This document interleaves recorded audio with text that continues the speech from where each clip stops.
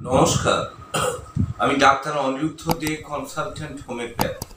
আজকে আমার ইউটিউব চ্যানেলে এপিস ট্যাক্সিস নাক দিয়ে রক্ত পড়া নিয়ে আলোচনা করব।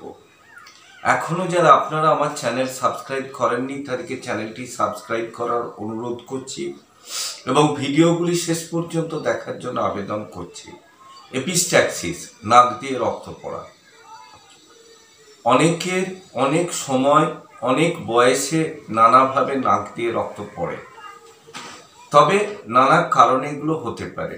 ডিউ টু ইনজুরি বা ট্রমা, কোনো জায়গায় কোনো আঘাত পাওয়া গেছে তখন নাক দিয়ে রক্ত আসছে। এক্ষেত্রে আর্নিকা, রুটা, হাইপেরিকাম, লিডাম পোটেন্সি খুব ভালো কাজ দেয়। যদি দেখা যায় আলসারেশন, নাকের ভেতরে কোনো ঘা আছে, বা যদি মনে হয়ে থাকে যে লিটিলস এরিয়ায় হাত দিলে বারবার সেখানে খুঁচিয়ে ঘা হয়েছে, তখন নাক দিয়ে টপ টপ করে রক্ত পড়ে। সেক্ষেত্রে আর্নিকা, ক্যালেন্ডুলা, হাইপেরিকাম, হিপাসাল খুব ভালো কাজ করে।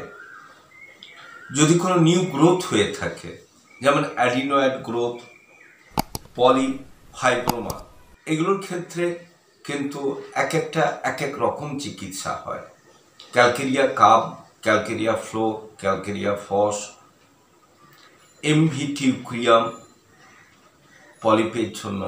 এছাড়াও সিমটোমেটিকও ওষুধ দারুণ কাজ করে।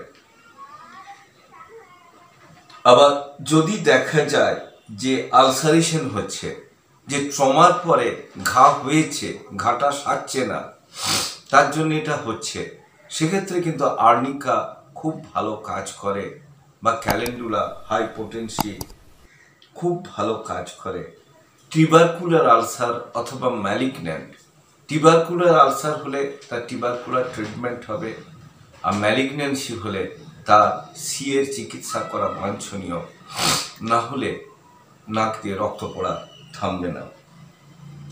আবার অনেক ক্ষেত্রে দেখা যায় যে হাই ব্লাড প্রেশারের জন্য হচ্ছে, সেক্ষেত্রে প্রেশার মেপে দেখা যাচ্ছে রোগীর প্রেশারটা অনেক বেশি।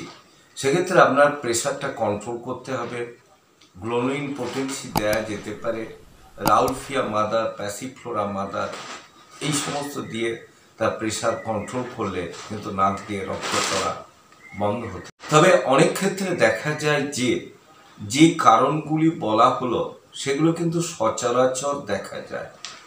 এছাড়া আননোন অরিজিন অথবা এমন কিছু কারণ থাকে যেগুলো রুগীকে এক্সপ্লেন করে ডাক্তারের কাছে যেয়ে বলার পরে তিনি ডায়াগনোসিস করে তার প্রপার ট্রিটমেন্ট করবেন।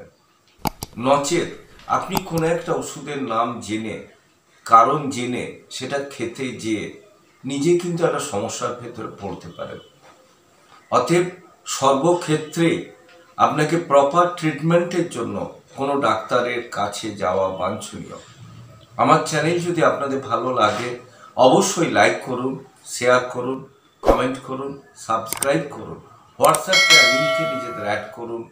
ভালো থাকুন, সুস্থ থাকুন।